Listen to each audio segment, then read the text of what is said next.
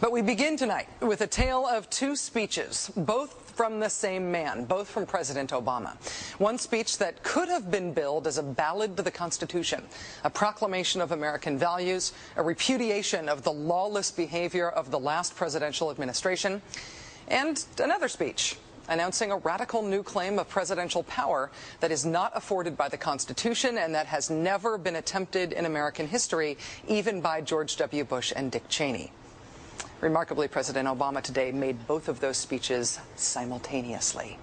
Standing inside the National Archives in front of the actual original Constitution, President Obama delivered a blistering critique of the Bush administration, in which he called their actions and their legacy literally a mess.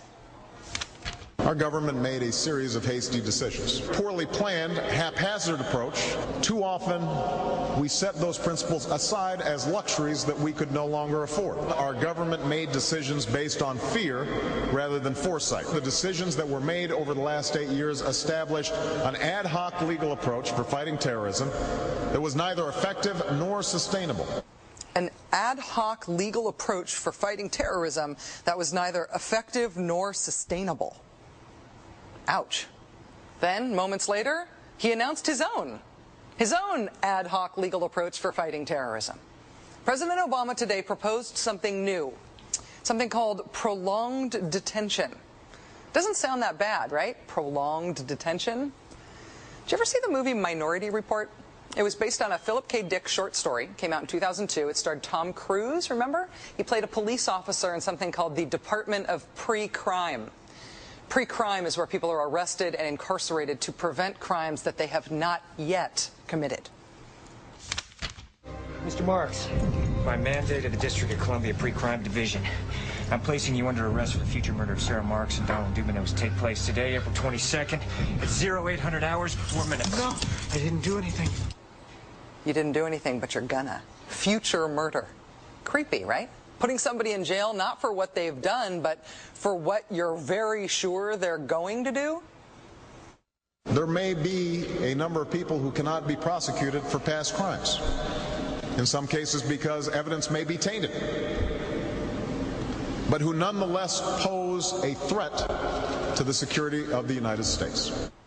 We're not prosecuting them for past crimes, but we need to keep them in prison because of our expectation of their future crimes.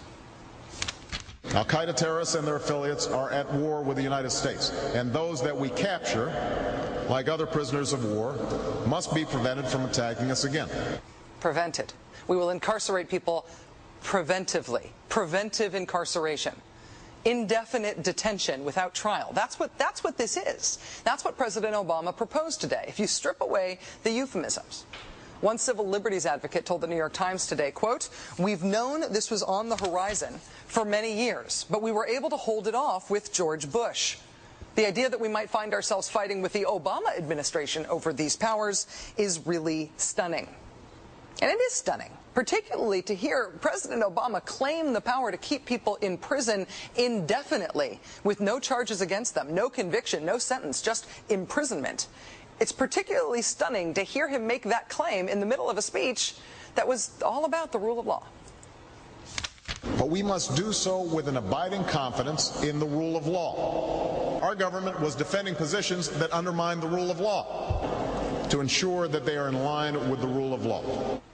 How can a president speak the kind of poetry that President Obama does about the rule of law and call for the power to indefinitely, preventively imprison people because they might commit crimes in the future? How can those two things coexist in the same man, even in the same speech? Well, that brings us to the self-consciously awkward, embarrassing part of this speech today.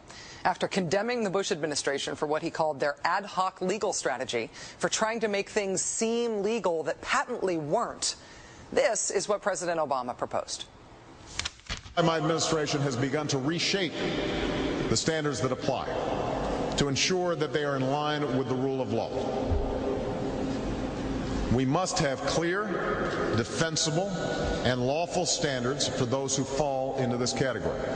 We must have a thorough process of periodic review so that any prolonged detention is carefully evaluated and justified. Our goal is to construct a legitimate legal framework for the remaining Guantanamo detainees that cannot be transferred.